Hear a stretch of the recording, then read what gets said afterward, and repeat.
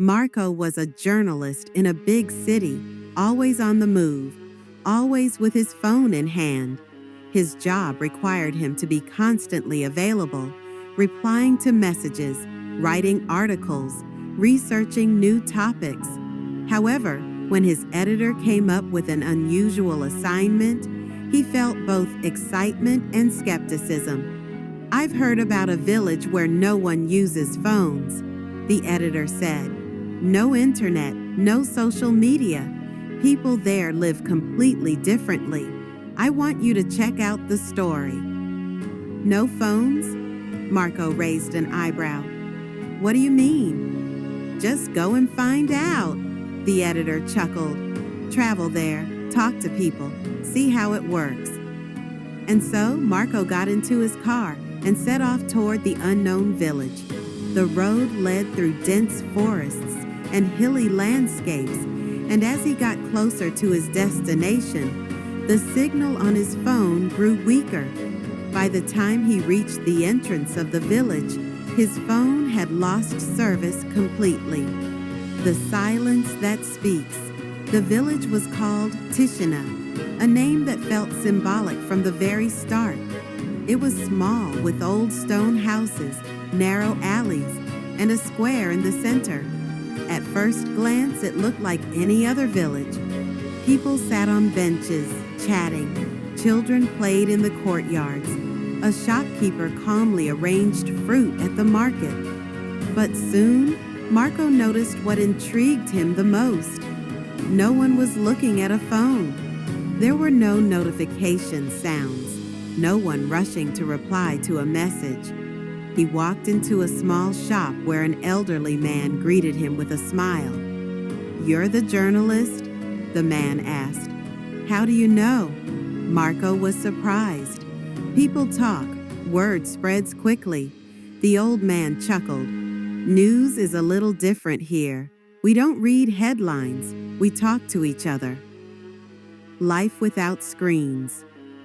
Over the next few days, Marko spoke with the villagers and learned how they had come to reject phones and the internet. 20 years ago, the village was like any other. Everyone staring at screens, communicating through messages instead of words. Children spending hours playing video games instead of running outside. But one day, something unexpected happened. The power went out across the village, and they were without the internet for 7 days. At first, everyone was frustrated, but then they began to notice changes. People talked more, went for walks, laughed together.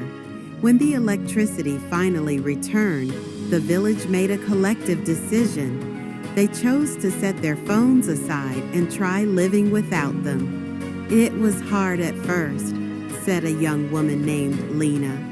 "But then we realized we were happier. We spend more time together, we sleep better, we stress less." Marko was fascinated.